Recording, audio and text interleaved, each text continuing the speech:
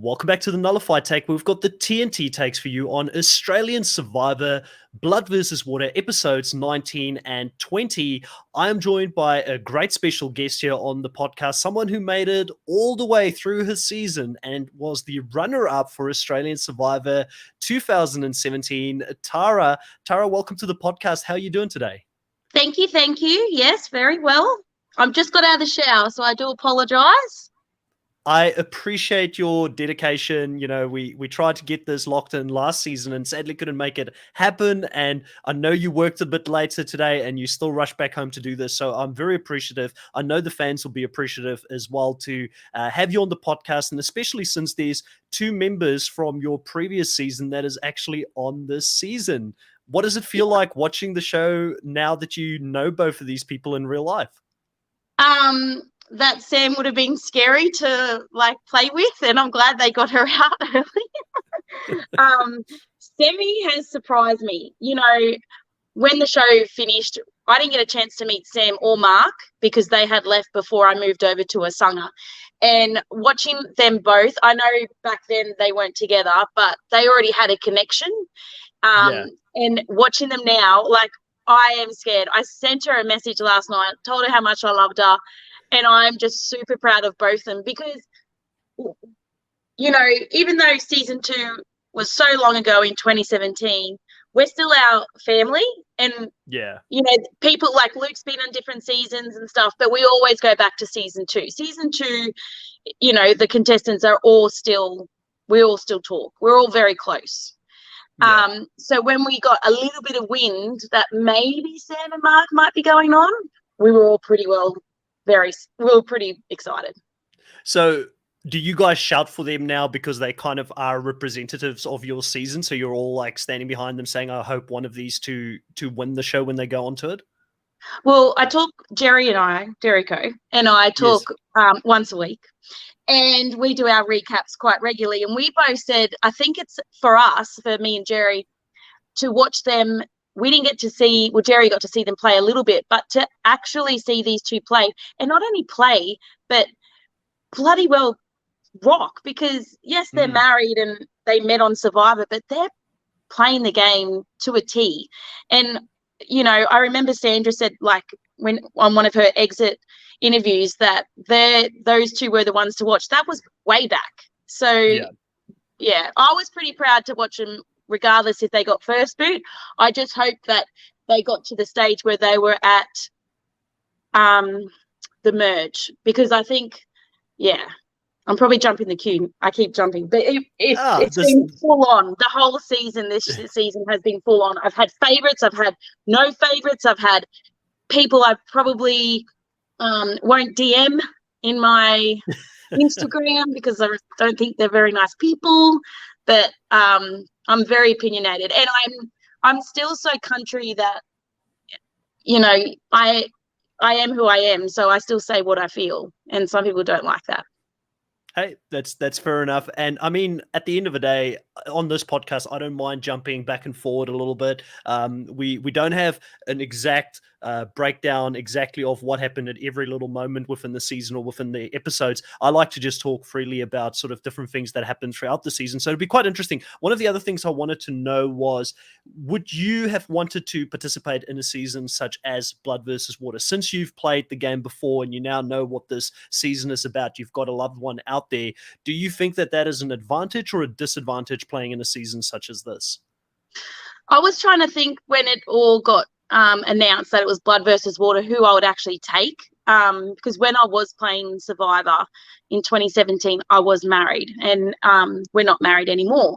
So I'm trying to think. The only one I really talk to in my family is my mum, and she won't quit smoking for nothing. So I don't think I would have had a chance to go in with Blood versus Water. My oldest son's 15, so he's too young. And I was actually trying to think, I play the game back in 2017 very as an individual. So I don't know if I could cope sharing or trying to remember to think about the other, someone else on the other tribe, because when you're out there, you're so in your own tunnel that I think if I was to play my own game and then go, oh, but will this change my loved one's game? I don't think I could cope. Like, I think Mm. there would be too much going on for me to try and work out to play with someone else as well. Yeah, it's interesting you mentioned that because I kind of wondered for myself, like Sammy clearly has great instincts for this game. She's a very proactive player that plays an aggressive game. Some people love it, some people hate it. We'll talk about all of that in a bit, and I'll give us both an opportunity to address that. But looking at Sammy as a player in this season, I feel like she was to a certain degree negatively affected after the merge by the fact that she was playing with Mark because obviously in her mind they are playing this game as one. Whoever wins the game, it's both of them winning. But Sammy seemed to have been in the driver's seat with Jesse and the alliance that she had prior to the merge, and then they went into the merge and Geordie wanted to go for Mark, and obviously she had to change gears, but it felt like she made a lot of those moves to get rid of close alliance members due to the fact that Mark wasn't close to them. Would you agree that this potentially could have affected Sammy's own game and potentially getting to the end? Because like you mentioned, she wasn't allowed to have this tunnel vision. She had to also take someone else's game into consideration. Yeah, and I think I know just from editing that you don't, the cameras are on us 24/7. We don't get to see everything. I do know that Sam was trying to get in with that male alliance that was portrayed as like the boys talking over Sam and trying to make her, and the media's now talked about it, saying Mark's this terrible controlling husband and all this. But, she probably went in thinking, like you said, one of us will hopefully win. So either or, as long as we make it to merge and then maybe make it to final four, we've got a better shot. But you're probably right. I do think Sammy coming into merge and Mark still being there probably affected her, a very strong alliance that she had going into merge. Yeah, and I agree with you. It's there's been some interesting takes. I don't think even just in the media, there's certain elements of the internet. It's always a small portion, but they're the loudest portion, sadly, out there that have had some negative things to say about both Mark and Sam. But it seemed like in recent times, a lot of that negativity was more so pointed at Sam opposed to Mark because of the move that she pulled in stealing or taking the idol, which I thought was a great move. What was your take on Sam's big move? And do you think this is a move that's going to be up there as one of the best ever to be pulled off on Australian Survivor? I don't watch a lot of sport. I'm very much a reality TV girl, so I don't watch sport. But that episode, I was on the edge of my seat screaming at the TV like I'm watching a football game because I'm just like, don't play it, don't play it. And then like an ad would come on and I'm like, no, play it, play it. Oh my gosh, poor Jessie. Like I just went through this roller coaster of emotions.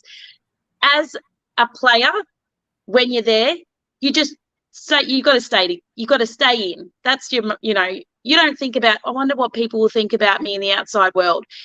The thing I'm more upset is the fact that Sam has been getting such negative feedback that it's almost to the stage where I'm really disgusted in the so-called Survivor fans.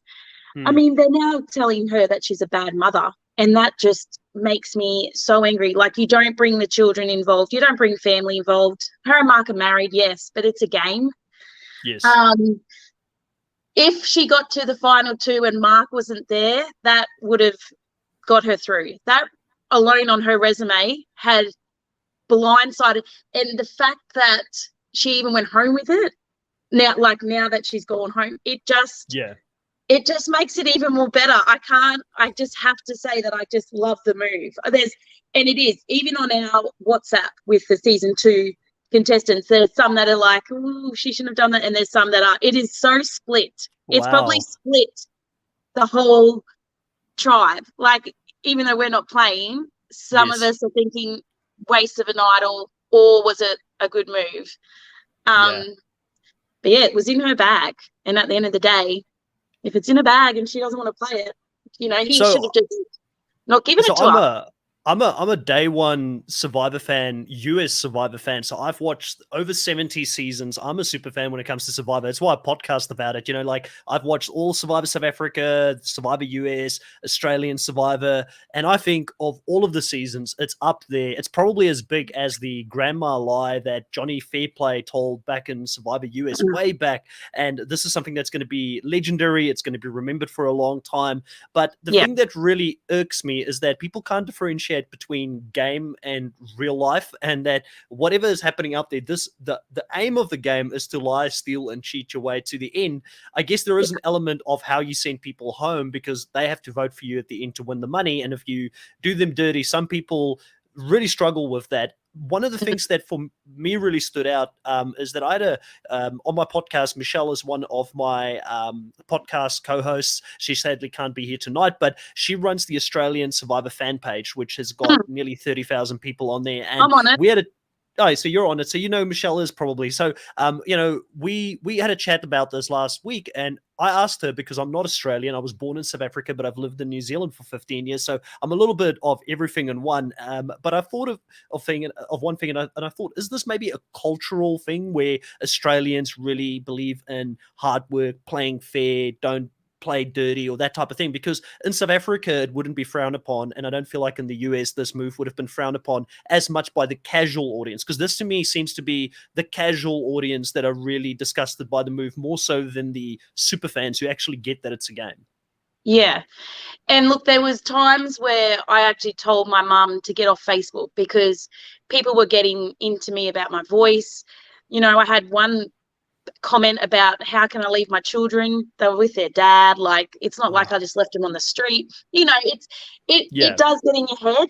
But at the end of the day, the play that she did and how it all just unfolded. I mean, I follow Jonathan Lapalio on Instagram, and I think he does have a bit of a fangirl moment with Sam because every time she posts something, he's always commenting. And I just think for him to be in that tribal council when all that went down, he would have been frothing, because whenever something like this happened, and even on the camera, like he said, like, oh, there's a bit of whispering, he would just interrupt people if you're talking and be like, sorry, is there something going on? Like, you could, and then we're all like, what's going on? Like, he gets right into it. So, and because he's a fan, so you see the fans, and then you see the people that watch it, you know, because it's nothing else on TV, and then they're like, how dare they? What sort of show is this? It's like, go back to season 1 in America, watch Richard, go back to Sandra's seasons and Boston Bob's and just see how it is. But saying that, to one of Sandra's exit interviews, she did say that Australian Survivor, the game, Aussies tend to just want to do big moves. We just want big moves and blindsides. And, when I talked to Sam and Mark a few weeks ago, they said that Sandra even said at one stage, just chill. Like, you come back from a challenge, you're about to go to tribal, and you just go, it's like, we already know what's happening. So I think she thought for an Aussies, like, we must just have this whole thing just to make something happen and make it big and get a big resume, when at the end, as long as you play the game to the best of your ability. I mean, there's sometimes I think back, I shouldn't have done that, or, but you can't go back, Yes. Well, some people can. You never know. You might get that call. You might get that call again someday, Tara. Who knows? Is your bags packed if that call comes in? Probably, but I have this thing, and it's probably really crazy, but me, Lee, Sean, our torches are still flaming. So our torches have never been snuff. So Lee was runner-up, so his is obviously, and then he got the medic out for All-Stars. So his is technically still snuff. He actually didn't get voted out. Sean has been runner-up a couple of times, poor thing. Which so is hers crazy. is still going. So I just feel like when people like talk to me and stuff, it's just Tara, runner-up from Australian Survivor.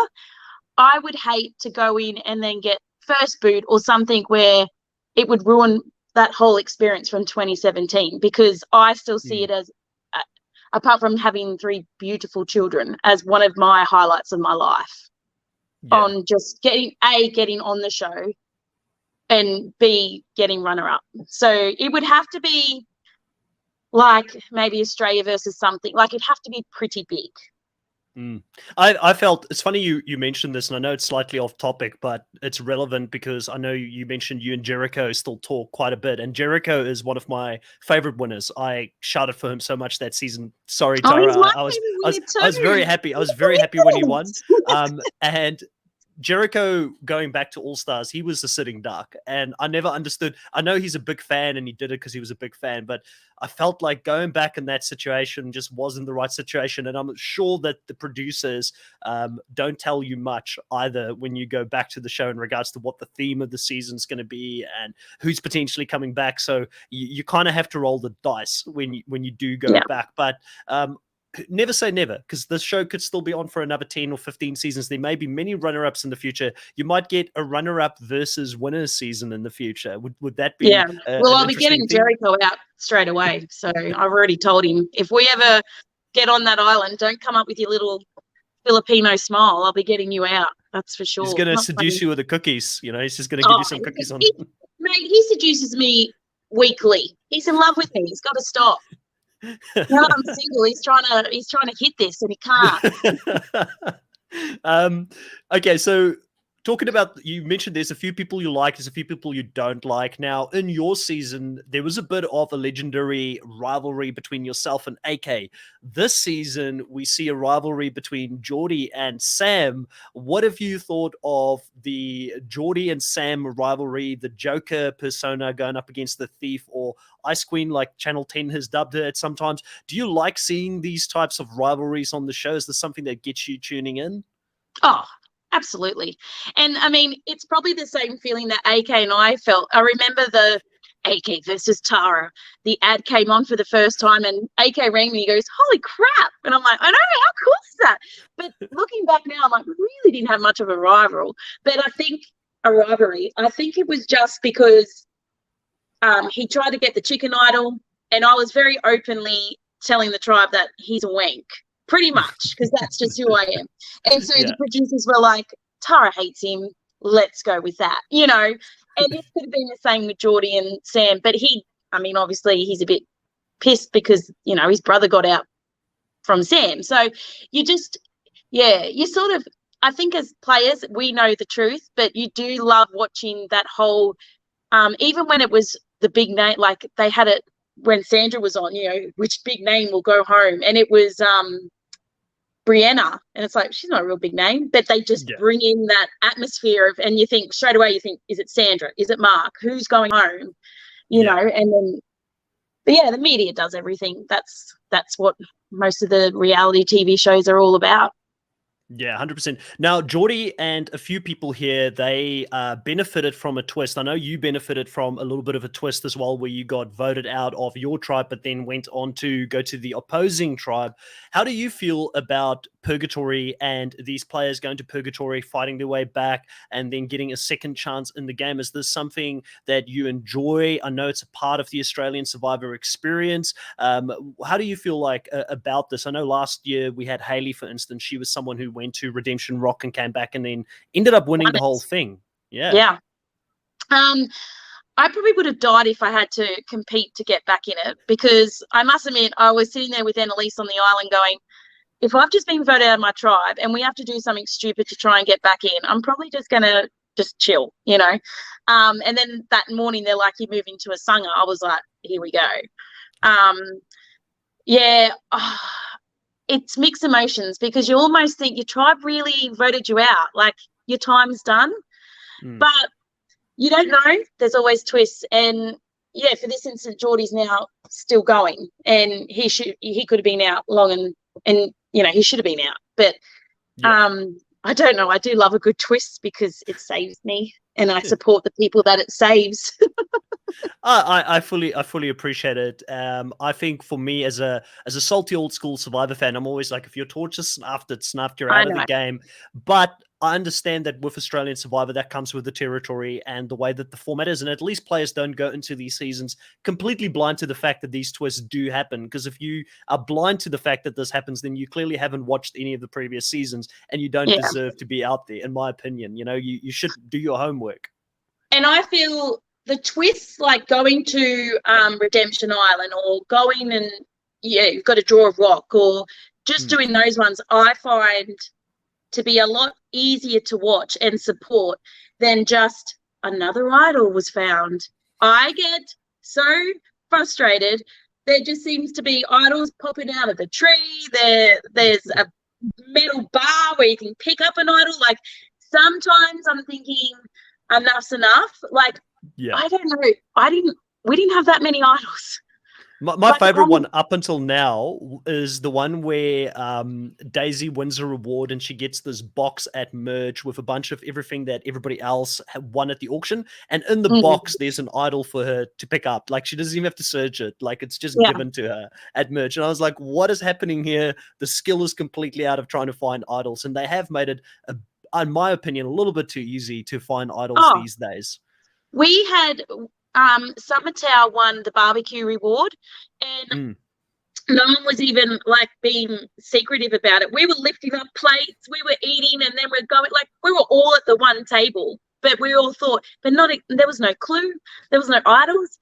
And now they go to these, like, the lolly shops, and there's, there's two idols that Khan and Juicy Dave got to choose, and you think, another idol? Like, yeah.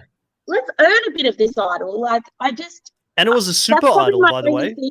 I do feel it was a super idol. It was a super idol, so that if they got to a point where they could use it together, it could be used after the vote, which is insanely powerful for an idol to be used in such a manner. But also, since you were mentioning about all of you searching for the clue in between the items and things like that, what did you think of the advantage here that KJ got in this episode where it was hidden in plain sight and nobody else picked up that she received it? And also the way that KJ used this advantage as a whole, because for me, I've always said, if you get an idol and if you get an advantage, you keep that a secret. You don't share that with anyone unless you have to. Your back is against the wall and you've got to swing for the fences. Otherwise, you just stay quiet. And I was quite impressed by KJ's play overall here. What did you think of this? Oh, so she actually has been one that I have liked, only because I guess that whole mum and but I didn't like her sister, Sophie. I didn't like her sister. But I really have liked how once Merge, and even she said when Sophie went into her tribe how it's going to affect her. And I was sitting at the TV thinking, get rid of your sister. Like, she's got to go. And you could say her game's been a little bit quiet and sort of sitting back. But once she got that advantage and the way that she used it, spot on. Because you could have waited, I guess, it's the whole, do we do it at the right time? Yes. It was exactly where it was supposed to be at that particular time. She played it very well. And I think that will get her resume up as well. Yeah, I think for me, some people will probably say that Sam being voted out in the second tribal council is the highlight of the season. For me, the highlight of the season was that move by KJ, because I felt like even the selection she made in removing Mark because she knew that Mark and Sam would be tied, removing Josh because he wasn't an option to get voted against, so therefore get rid of another duo, and then removing Chrissy out of that because Chrissy would probably stay strong with the others, I felt was brilliantly done, because at the end of the day, it really put the pressure on Juicy Dave. And she then also said to him, listen, Juicy, you're at the bottom of your alliance. I believe this move just saved you. I felt like she just hit it out of the park, 10 out of 10. And for me, one of the big frustrations with Australian Survivor is I feel like in your day, there was a lot more of a balanced edit across for everybody. We could see a little bit of everybody. But this season, I feel like the focus has been on 3, 4, maybe 5 players at most the whole season. Yeah. And KJ has been severely under-edited, because for her to pull off a move like this, I've been very impressed by that. Yeah. And I just feel that, when you have an opportunity like an advantage, you have to really think about it. And she must have thought all different scenarios, and the way she did it at the end was the best scenario. She probably thought of all different ones, but you just have to just go with your gut, and I think that's what she really did. She just thought, I'm not listening to anyone. I'm not going to tell anyone about it. I'm just going to do this and just, yeah, hopefully go the right way, and it did. And listen, even on the ropes, Mark and Sam come up with a plan here to pretend like he's giving her something. They don't have the idols with them at Tribal Council, but Sam still pulls it off and bluffs her way out of this vote. She had no right to do so, but hats off to her once again for a great performance. And ultimately, this is going to send Jordan home. So really impressed by these two, that even when they're on the tightrope like they were here, they still find a way out, which comes back to what you said. They're extremely dangerous. Does this just elevate Zenhen so much for recognizing that in that season and getting rid of them early? Because clearly he was onto something. Look, I mean, I didn't get a chance to even speak to them because I think the two challenges, and then one was gone and then Mark went. But from when I got to Asanga, when I was changed over from Samatau, yeah, they all said, oh, Sam and Mark, they were. And I'm like, but have they ever met? And they're like, no, they just met like 4 days ago. I'm like, what the heck? Like, but obviously their connection from day one, when they first met, was something strong that only people could see that were that close, because I didn't see it. I don't remember thinking about it until even I rewatch it, knowing about what Asanga had already told me, how powerful the the powerful two couple, and you just think they're not even a couple. They've never met ever. Well, here's the funny thing. Apparently, Survivor as a whole throughout the world, even over in the US, there's been so many babies and families and things that have been created from Survivor. So, newly single Tara now is an additional incentive for you to go back out on the island, potentially to go meet someone out there again. Who knows? You might find love out there as well, Tara. I don't think so, because everyone smelled, and it was disgusting. And I don't think, even as much as I was perving on Lockie and I loved Luke and I loved Jerry, we all stunk. I don't understand how these people can just all snuggle and think this is hot, because to me, I'm like, it was pretty bad. But yeah, no, I don't know. I guess when you see Sam and Mark as a couple, like I have, which is outside, and we've shared, baby Harry coming in, and we shared them them getting married, and but then now seeing them as this couple on Survivor, it is just powerful. And yeah, well, I'm pretty proud. I'm proud for season 2, because I think it just shows that this, what could have happened. I might not have been the caliber of players that you guys had to beat to get to the end that season as well. But I do think that Mark and Sam also, we've spoken about this on the podcast before, they have a really good balance in the game. I don't know them in real life and how they're like in real life, but obviously Sam is the more proactive person. She's a little bit more paranoid, which is good in Survivor to have a certain dose of paranoia, because you never know when someone's coming for you. And then Mark seems to be the person that just has this real calmness and almost, he doesn't almost move and doesn't get shocked by anything.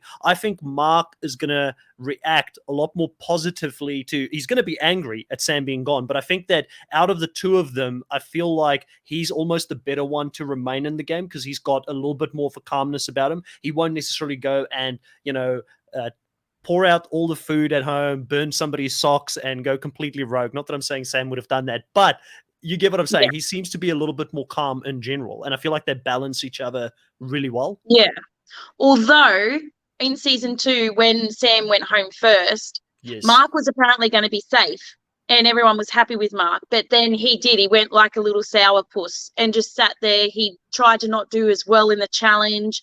Being the biggest fella there, you would think that he'd help more so they don't go to tribal. He just thought, well, I'm just going to give up. You guys voted out Sam. I don't give a crap anymore. And then they voted him out. So Sam coming in as being paranoid in season 2, and Mark having that attitude when Sam got voted out in season 2 will have a slight impact on this game. Mark will be thinking that on the back of his head for season 2. I'm not going to look like a sourpuss. I'm not going to carry on. I'm going to just wake up the next day and just keep my head where it should be. And I think if Mark went before Sam, I don't know. I reckon that little firecracker, I reckon she would have went off. Yeah, I feel that way as well.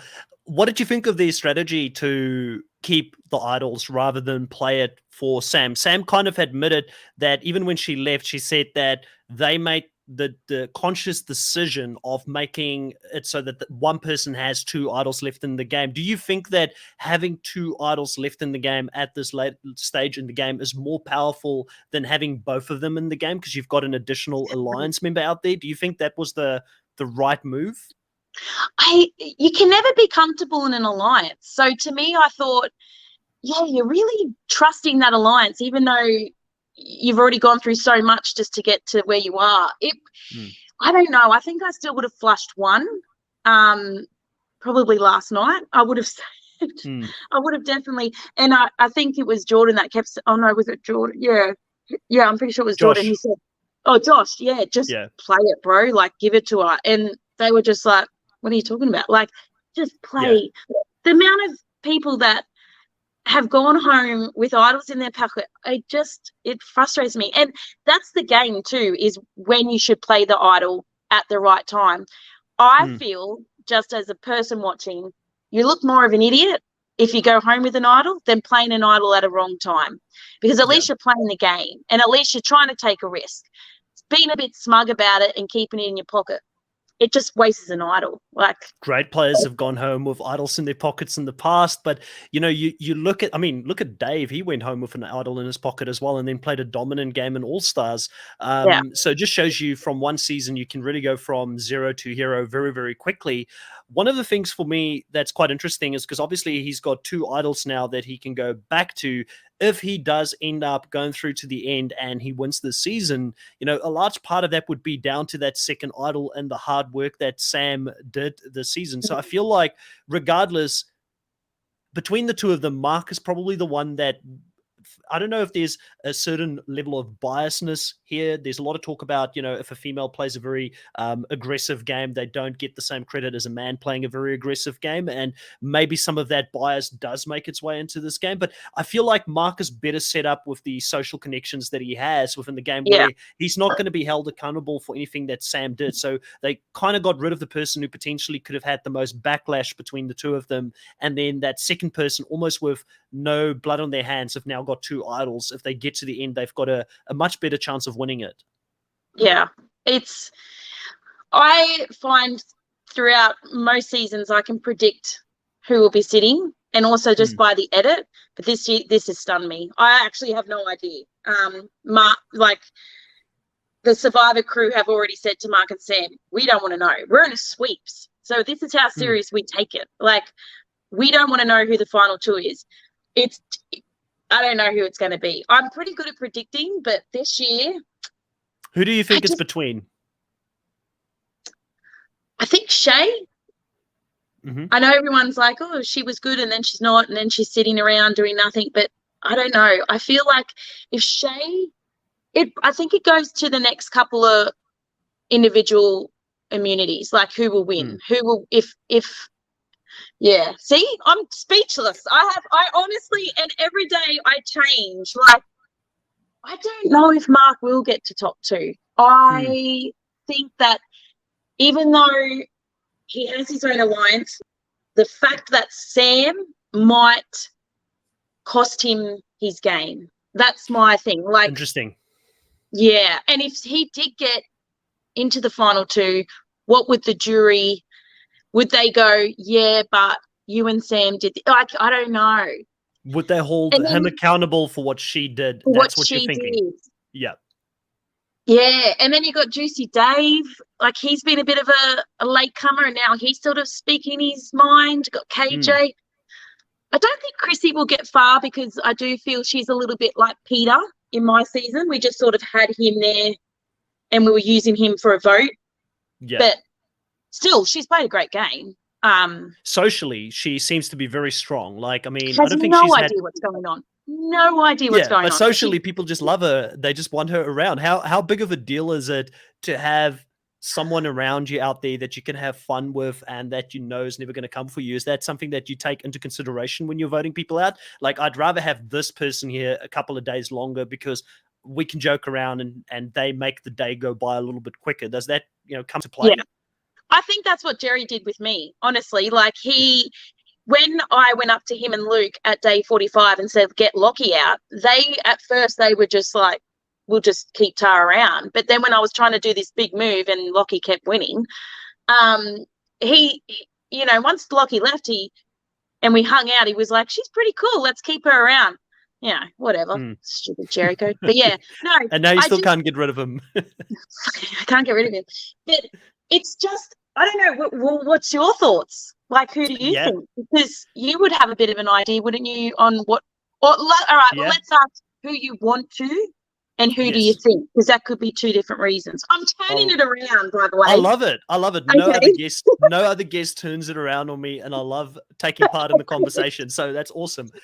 So for me, from the beginning of the season, so just so you know, within the first week, probably second week, I was a little bit unsure, and then in the third week, solidified that Haley was going to win last season on the edit. I was just like, she's winning. George is going to be a big character. I don't know how far he's going to get. I actually didn't think George was going to make the merge, and then absolutely loved George after the merge because the guy was just crazy. And I love chaos. I'm a big Lukey fan. I know you are as well, wearing your Creepin' t-shirt on the podcast.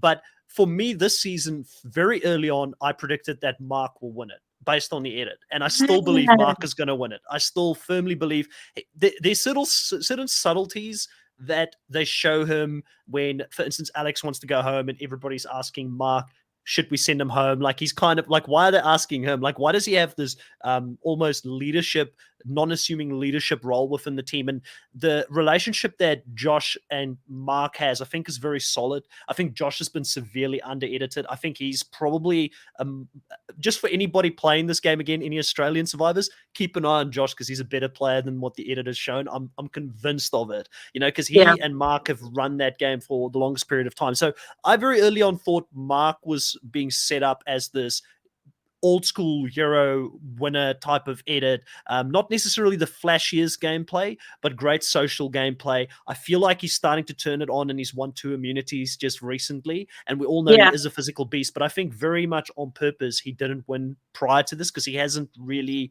needed to win, but I feel like he could go on a run towards the end game, and he's got the idol, so he's guaranteed to get to the final 5 if he plays it for the next 2 runs. And when you get to the final 5, you only need, it sounds like this is going to be a final 3 this season, by the way the jury is set up. Exciting. So he's only got to win twice or find a crack once or twice to get into the final 3. And I think people are going to, my opinion is that they're not going to hold him accountable for what Sam did, because I feel like they're going to look at them as 2 individuals. And I think that Marcus very much respected who he is as a person. And you'll know better than me. You've probably spoken to Mark a few times. I've got a feeling that he has a certain charisma about him where people just enjoy his presence or his company around them. And I feel like that is going to carry through. So Mark is who I think is going to win. But I wouldn't mind seeing maybe, I'm trying to think who else there is that I would really enjoy seeing to win, because the problem is I love the underdog story, but Geordie came back from purgatory, so I'm always like, if you came back, I don't want you to win, really. I know it's bad for me to think that way, but Geordie, sorry, Tara, I've got to be honest. Sorry, sorry, is the camera on? Dude! I've got to be honest. You've got to appreciate the honesty with me. But I mean, like with Geordie, for instance, I do like the underdog story, and I like seeing him come back, and he's fought harder than anybody else out there to stay in the game. So for me to see him get to the end and win would be really cool as well. And also to do it for his brother. That's what I would love. Like, because of the way he went out, Jesse, because it's blood versus water. So that's why I don't know. And I can get over it. I could get over it, if I need to, if Geordie does come back. I mean, Haley won last season. She's a great winner. So, at the end of the day, this, like I said, is part of Australian Survivor. So Geordie probably, I personally think that there's only probably 2 players that could win this, and it's Geordie and Mark for me. That's what I honestly think. I feel like Shay's just disappeared too much in recent episodes. KJ's not been prominent enough. Yeah. She could come back, definitely, and she could win some more challenges to get to the end. But will Shay be respected as a great strategist? I don't think. Yeah, that's true. Depending on who she's Mark in. could. Yeah. because Mark's only been wrong once, Yeah, and that's when Sam got voted out. He's been on the right side of the vote throughout the whole season. He's strategically been running it. I think the only other person that could probably rival him, but the edit is just telling me that they won't get it's to the not. final three, is Josh. I actually think Yeah, Josh could rival him, but he's not going to. I feel like he's going to get taken out before the final three, based on what I'm yeah. seeing. But But do you? again, Because I think maybe it's going to be like my season when Tessa got voted out of the jury. mm, Because my yeah. season, we all thought it was going to be top three, and then Jericho had to vote for one of the jury members to leave, How and do they you went away. feel? How do you feel about that? Like, if you were a jury member and you played a second time and you got voted out of the jury, how would you feel about being voted out as a Yeah. player that sort of fought their way to the jury? Do you think that's a good twist? Because I've always been against that twist Oh, personally. it was even when Jonathan told us and Jerry like what we were playing for. I'm like, this is a waste. Like, Yeah, surely we can think of something else to do. Like, yeah. yeah, I Do you know what played. I think they should do? I think I've got an answer to it, right? So Ooh, the name of this channel is called the Nullify Take. It's inspired mm, by the nullifier that you get for the idol, which I know a lot of people hate the idol nullifier, which I'm not as heavily against it as some people are. But what I think you need is a jury nullifier at the end. So they still get to sit there, they talk, they ask their questions, and then there's a certain level of skill required by you as a final tribal council member to say, this person, based on the questions they asked and based on what they gave me, I don't think they're going to vote for me. And then yeah, you let all of them go and vote for who they think they want to win. And then yeah, Jonathan comes back and says, okay, Tara, you got the special jury nullifier advantage. You can now tell us which one of these votes do you want to nullify in the final tribal council. So they get to participate, they get to yeah, vote and everything, but you still get that final nullifier, which I think is great, because in some seasons, and I can't remember if it was the same with Tess, they send them away prior to the final tribal council and they completely miss out on all of the oh yeah, she things went that home the happen. next day. She went Yeah, home the next day. So, and she's over it now, but she was I can dirty. imagine. Yeah. And I just remember thinking, like, glad that wasn't me, Jerry, because but yeah, like I said, my heart wasn't in it. It was just a boring, you've got to think about these sort of things. But Mm. anyway, the producers, they know what they're doing, obviously. But Yeah. yeah, this season, I mean, obviously I love my season, but this season is right up there because it's not too many twists, but enough gameplay to keep you wanting to watch it. Mm. All Stars got a bit like who was the most popular at the day. That's what I felt when I was watching All Stars, like Yeah. a little bit. I don't know if I'm allowed to say I that. felt like last season as well, there was certain Oh, twists that were overkill last season for me. Like the yeah, one that I really didn't like was where they had, I believe, 3 people win the immunity challenge, and they ended up being the only 3 people that had a vote of who yeah, would go home. And to me, that just completely breaks the dynamics of what the game is about, which it is a social game, and you can't have 8 people or 7 people, you nullify their votes, and now 3 people becomes the majority to decide yeah, who goes home. I don't like it when they try and get overly fancy with some of their yeah. twists out there. And I think Sandra made a good point too with this exit interview. She was great, but she wasn't like bagging the Australian survivor. She was just saying Yeah. sometimes it's good, just simple is best. Throw them on an Mm, island, film them, and just see what happens. Don't rock too many feathers. Don't put too much in there, because mm, it does. It gets so overpowering. Like day 51, I won that bag of the jar of lollies, and I just think, does it really? We only had 4 more days. What yeah. was I going to do with a? How was I going, like? Jerry with the cookies was so far early in the game that he made that alliance, and he Yes. was there. Like, sometimes it's like, just don't put the advantage in. Just let us go. Although I did Yeah, good like the point. lollies. And especially because we had a real big risk with this season bringing 3 people back, where we could have seen the same 2 people go back to back, and that would have basically we would have had 2 weeks of the same type of gameplay, which happens a Yeah, lot of seasons, which is yeah, really boring for us as viewers to watch. We're very lucky that this season the minority group that came back, they found a mm, way to stay in the game and actually bring some excitement, because I saw a lot of fans get really vocal about the fact that they started feeling like it was getting too predictable this season in regards to who was Mhm. going home. And I felt like, even though it's not good for Sam and for Jordan to be blindsided in the way that they were blindsided as a show, I think it was probably a good thing, and it's going to keep people very interested in the end game here. Yeah. Yeah. I mean, yeah, like I said, I don't think it's better than season 2, but it's up there. Yeah, definitely top. Hey, season top 2 four. had some of the greatest characters, like absolutely great characters in your season. So that's always going to remain. And there's a few players from your season that's never come back, yourself included, that I think, by the time they get another second chance season or another all-star season out there, which is going to happen, to give it 2 or 3 seasons from now, maybe 4, there's going to be a few more players from your season. I'm very convinced that's going to return. I was a big fan of Sarah as well from your season, which I don't know if she'll ever Oh, play again, but I think she yes. would do well. Sarah was good, yeah. And Yeah. you know, 2017 to me was so long ago because there've been so many different seasons, like South Africa, New Zealand. But Yes. you just have that special heart when it's your own season. And I think for Sam and Mark, it's still season 2 because that's where they're met. Even though they're playing an amazing game now, it's still season 2 blood for them. And I know that because they've said it. So, yeah, it's a family. You do build a family. It's all about gameplay, but at the end of the day, you make friends for life. Jericho and I, we will probably always be mates at the end of the day.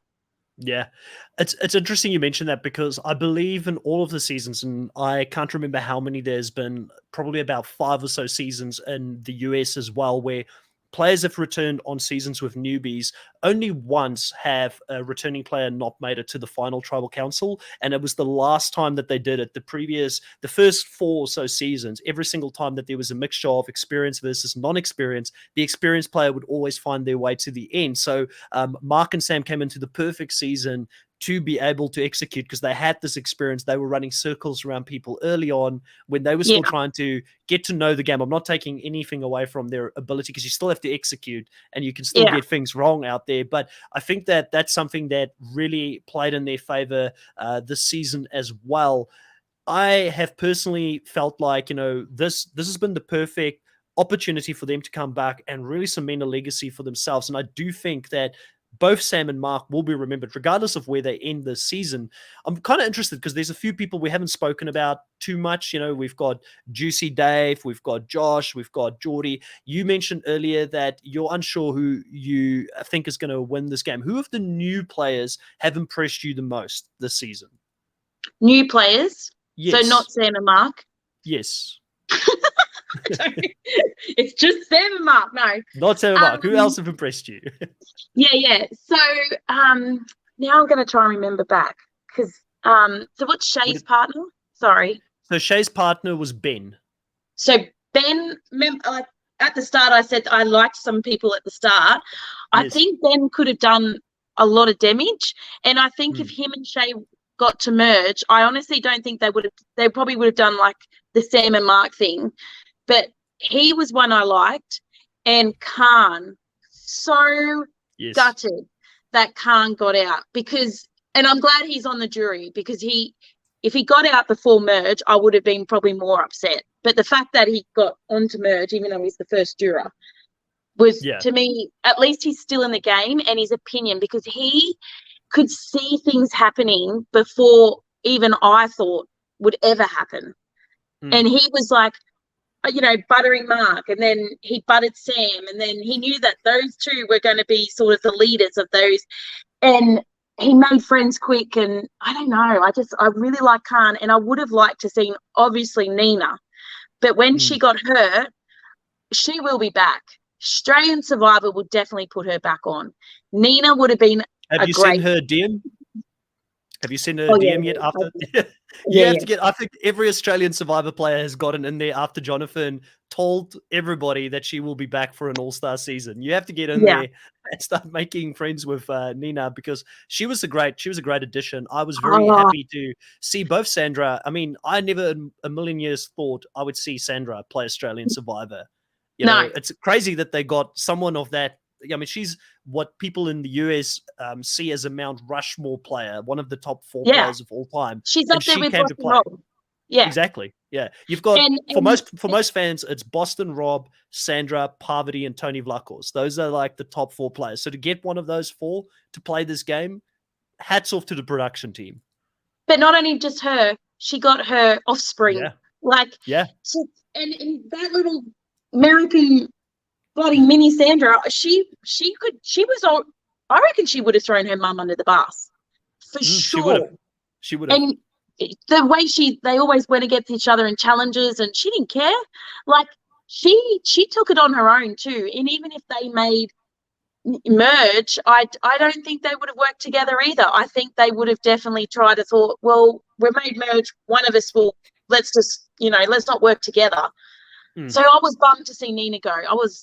Especially in the way that she went as well. Like, I feel like in recent seasons we've seen a lot of people get injured in Australian Survivor, and also in this season we had 2 people faint and pass out in challenges. Like, I think it's something about, firstly, the brutality of the challenges that you do on Australian Survivor, and then secondly, being out in the outback. Like, if I had a choice, I would play any Australian or Survivor season if I had the opportunity. I think it's an awesome thing to be a part of, such a unique family, such a unique group. Just to even be out there is such a great experience. But if I could choose, if I could be precious about it, the Outback would be the last place that I would want to play. Like, hats off to everybody who's suffering out there. Yeah, but I lived at Roma, so that wasn't far from Gondawindi, so I could have handled it. But yeah, the Outback definitely. If it was in Darwin too, I reckon that would be or Birdsville, like real hot. But no, it's still good that it's in. I think it should stay in Australia, to be honest. I think our country's so big, we don't need to go to Samoa and Fiji. I think we should just stick to our own. Like, you could go to Hamilton Island or something if you want to do like a coastal location. one. Yeah. But just saying that too, like you were saying, there was a few medics. What was the see, I keep having these Rice. The Rice. Sam Rice's brother, who hurt his back. Oh, yes. Gosh. So Alex, you're talking about Alex? Who? Yes. I should have had my notes down. Yes. Oh, gosh, that frustrated me. I think he was a little sook. I honestly thought he was at the bottom, on my back sore. You were on Australian Survivor. You have gone against thousands of applicants. And you're going to just try and, like, Nina went out because her leg snapped. But I reckon that little girl, if she said that she wanted to play, she would have kept playing. She was devastated. He was just like, oh no, I couldn't handle that. That really annoyed me, that episode. And everyone's like, poor Alex. I'm like, no. I don't know him personally or the situation. I don't know the behind the scenes or what he went through. But I mean, gutted for him if it was that bad. But I hear what you're saying. Like, I mean, if you've tried to get, and he is a super fan, like from what I heard, like he's watched all the seasons and things like that. So you finally get that opportunity to play. Never won a challenge. I sucked at every. Are you agreeing? Yeah. Well, no. I'm just listening. I'm listening to you. You're agreeing that I suck because you can. It shows that if you have a sore back, you could sit there and hold a piece of rope and then let it go after 5 seconds, and you could still be runner-up of Australian Survivor. Every time a challenge came up, I remember Lockie, Henry, Luke, they were like, yeah, this is the best. And I'm like, oh, like, do we really have to do this? Like, jump in the water, go over here. And all the producers are like, just try, Tara. I'm like, ugh. I got to second. You can't tell me you have a bit of a sore back. You could have just pushed through. Like, it just does my head in. I don't know the bloke either, but like those sort of medics, it frustrated me because someone else could have done that. Someone else could have been there. But anyway. Yeah, no, listen, I do hear you on that. And as a fan who has wanted to play Australian Survivor or Survivor before, like, you know, I think that it would have to be severe for me to pull out of the game. And the medics told him that he's still good to go. I guess if the medics will make that final call, if you're not good, they'll pull you from the game, and they didn't do that. So it's a tough one. I don't want to. Mentally unstable, and they said I was still good to go. So I'm like, right on. If you guys think that I don't need to be, mediced out because I'm having breakdowns every 5 minutes because these people are pissing me off, then we're good to go. Yeah. I just think, So there was a few little moments there where I was like, ugh, Which is frustrating good, to watch, because and I can. that's the game. That's And I what can, you want yeah, to do. exactly. You want to have something to talk after the season is over. And I just wanted to say, yes, I think Nina is great. And did you know that Nina applied for the US Survivor, David got and pretty Goliath. far?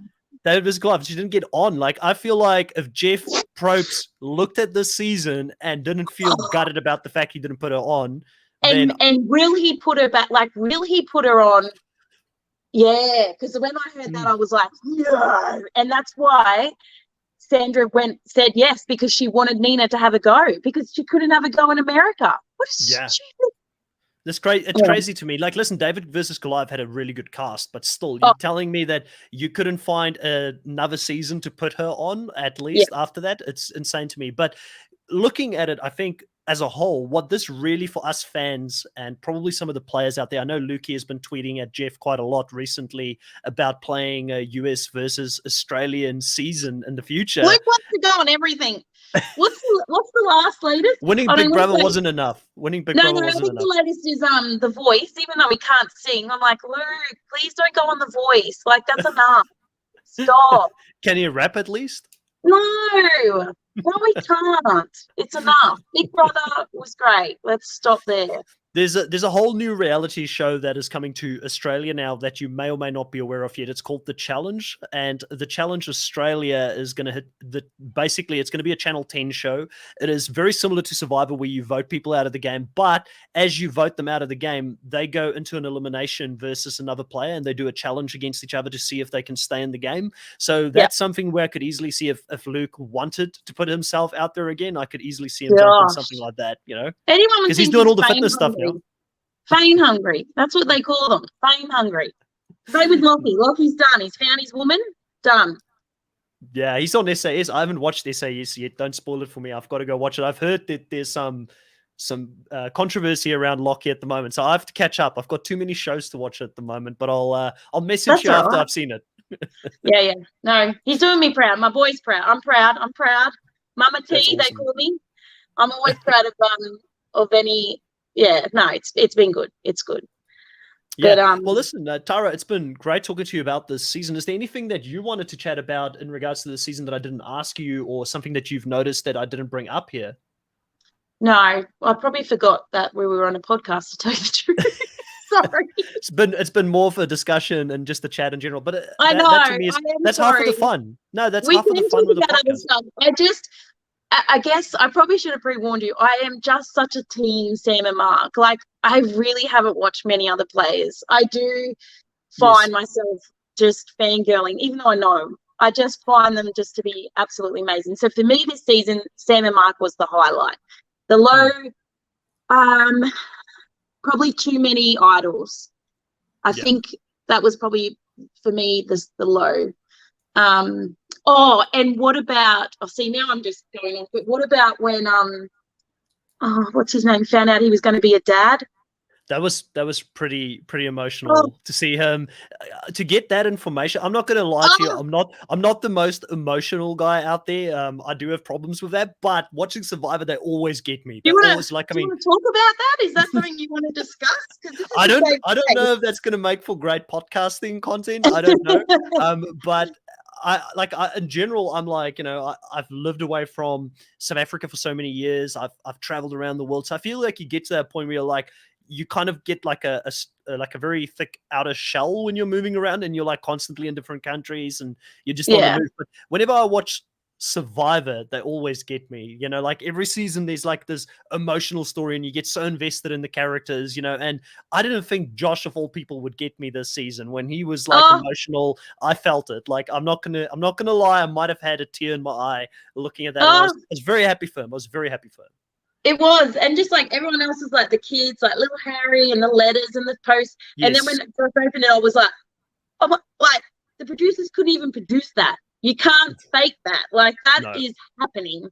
And what a way to bring, my youngest is 9. He was 3 on the show. He was almost 4 on the show. Yes. And he still says, let's watch day 51, because that's when he runs on the island to me. And he still, so Josh will then be able to show his own kids that many, many years later. This is how I found out I became a dad.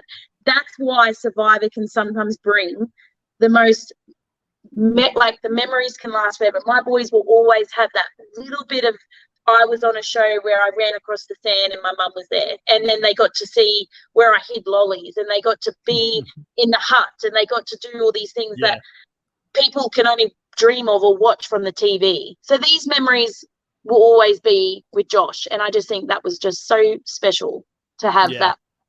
Yeah.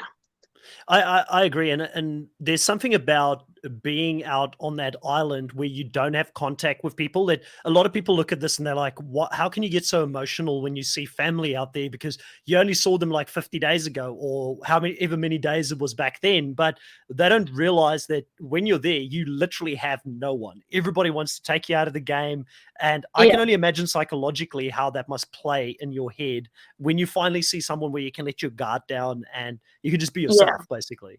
You know? Yeah, and just the fact that you don't know what's going on. I don't know how many times I woke up and I'm like, have anyone heard from my kids? Are they still okay? Yeah. When they got called every day. So my mum and my husband, my ex-husband at the time, were getting phone calls going, yeah, she's still in the game.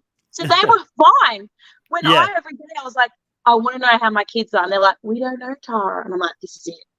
That's when I had my meltdown.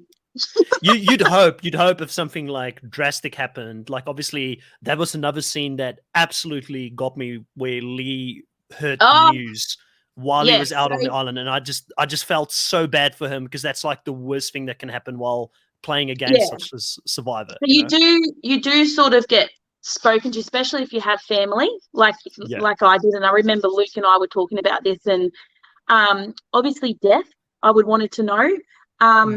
Diarrhea and vomiting, no, could not care, not my problem. An earache. So there was things where I would remember saying, you know, if my parents were in hospital, was it deathbed? That would be, you know, and even you just have to think about it because you're not going to get this opportunity again. This is how I see it. And everyone's like, it's just a show, but it'll change my life. So yeah, no, 100%. I mean, the other thing I wanted to touch on, I guess, because this kind of made me think of something completely different. You know, I was a big fan of Khan as well. He was one of my favorites as well. But one of the things that Khan spoke about prior to the merge was how in real life he struggles to find the same connections and the friendships that he found out on the island. And it sounds like you're very close still with quite a few people that you played with as well. Do you want to talk to why these connections can be formed on a game where you're supposed to be playing against them and you think that it's all about voting people out, but then at the end of it, you end up just getting these great connections from the game? Because every Survivor player I play with, they seem to really stay connected with their season and the people that they played with. I think when you go from a lifestyle where you're always on your phone, social media, the only way you talk is through Messenger, you get that taken away from you. You actually have to open up. You actually have to make conversation because you're either going to be with these people for a long time or they're going to vote you out. But at the end of the day, if you don't get some sort of tiny bit of emotion, you can't carry that through. Lockie would break down. And obviously for his character, they wasn't showing that. But he would break down. That's a big man and a very cocky man to then break down to someone that you think we would never cross paths ever in our lives. And then Jericho and I, we would never, ever, we probably still don't have much in common if we don't talk about Survivor. But it's when you don't have that connection of I'm having a bad day, I'll ring my mum or I'll ring my best friend. You don't have that. So you have to make these connections, and then that show's finished.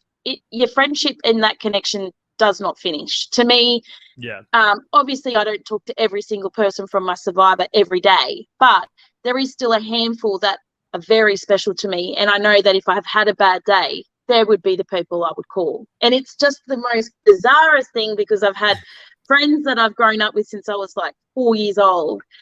But since this show, Jericho and I have shared a lot of, you know, and I do a lot of joking around, but I won't share anything personal, but we have these moments where I could even sense that, oh, Jerry might be ringing me today, and he'll ring. And you just know it's just, we spent 55 days on an island together. And then at the end to be at the final two and not worry which one won. It did, like, there was no bad blood. Yeah. That's amazing. That's amazing, and I fully appreciate that. And are you watching Survivor 42 at all at the moment? Are you watching the US show as well, or have you sort of stuck mainly to the Australian version of it? My little brain can only control one survivor. So Yeah, what will happen is, what are we down to? We might have 2 more but weeks, maybe I feel like we might have another unless they three do 3 episodes. days next week. It could be 3 days next week. I should have checked the schedule before coming onto the podcast. I Sunday, feel like Monday, there's 3 episodes Tuesday. left. Yeah, Yeah. So then I'll do my catch up. So catch up no, I after don't want that. to know about. But I do. I look through Yeah. Facebook. I'm like, well, I don't want to see that because I want to watch it. So yeah, I will.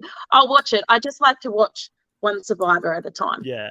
No, the reason I brought that up is because you mentioned the odd pairing of, yourself and Lockie, and you guys may never cross paths in real life. And that's something that happened season 1 with Richard Hatch and Rudy. And it still happens even in season 42. You get people just connecting that you look at the two and it's like, if this was real life, they would have never said 2 words to each other, but they now are connected and probably will be connected for the rest of their lives, which is one of the things I love. Like I work in corporate world, and sometimes you get a little bit over it if you've been in it as long as I have. But one of the things that's helped me a lot is watching Survivor as a kid growing up, because I learned how different people communicate by each other by watching the show. So for me, the psychological part of trying to work with someone that's too bossy, and how do you navigate that? Just vote them out, fire them, or like, how do you navigate those kind of relationships? I kind of learned how to navigate like the corporate world by watching Survivor, which is always for me very interesting, Yeah. because it's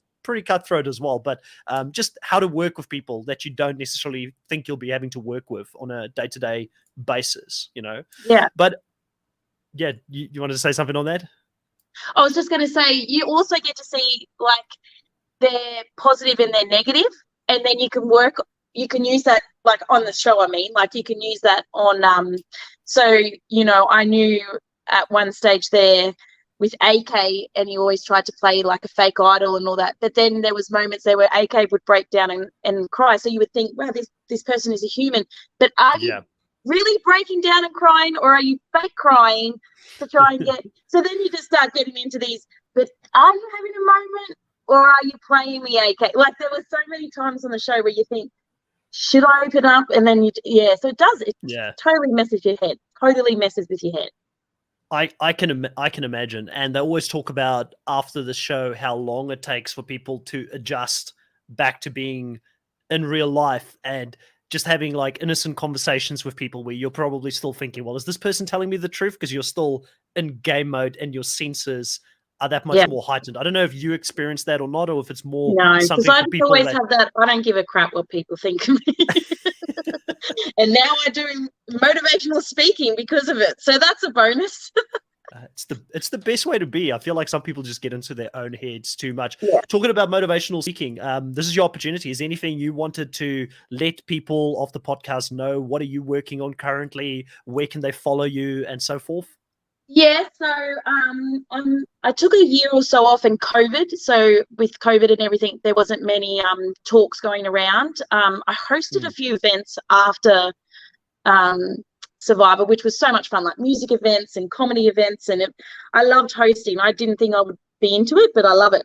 But then I got together with a lady from Brisbane, and we spoke about my talk, and we've created a talk called Chapters of Surviving Life, and it's just from my primary school days, my high school days, my married life, my mum life, losing my dad, and then obviously the last chapter was the survivor. So it's it's a 60-minute talk, and it all just folds in. But it was mainly going to be just to talk about my time on Survivor, and if you have any questions, but it's turned into like just women and girls just want to talk to. Most of my Instagram messages are all like, thanks for being real, you don't wear filters, thanks for this. And I'm like, oh, okay. So if I make someone feel a little bit better about themselves at the end of the day, then I will sleep better. And so I think my talks and how I am a bit raw can come across, a lot of young women and just mums that are stay at home, because I was a stay at home mum. So, like just motivating probably more women than what I could do with men. But yeah, it's a gift that has just been given to me, and I've been really enjoying it. So I'm off to Cairns or North Queensland in June. So I'm going to do a few talks up there. And how can people find out more information in regards to this? Do you have a website that people can go to, or do they have to follow your I'm not that Instagram? fancy. It's just Instagram.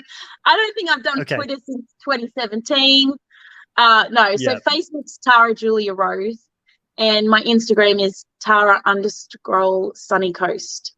Okay, I'll put both links into the description of this video on YouTube. So if you're listening to the audio version of this, just jump onto the YouTube channel, the Nullify tag, look at this specific episode with Tara, which is the episode 19 and 20 recap, and you will get both her Facebook links and also her Instagram on the video as well. Tara, it's been so much fun talking to you about Survivor. Hopefully you enjoyed it. No, hopefully you enjoyed it as well. I'd love to talk to you some more about Survivor at some stage in the future. I know a lot of this was sort of not your season or your own experience, but I feel like there's a lot that we could talk about, just even in regards to your own journey and what you've been up to since Survivor. Yeah, no, absolutely. Call me anytime. That's awesome. Well, you got to be careful. I'm going to start becoming like Jericho, and I'm going to be in your DMs all the time now. Bloody Jericho.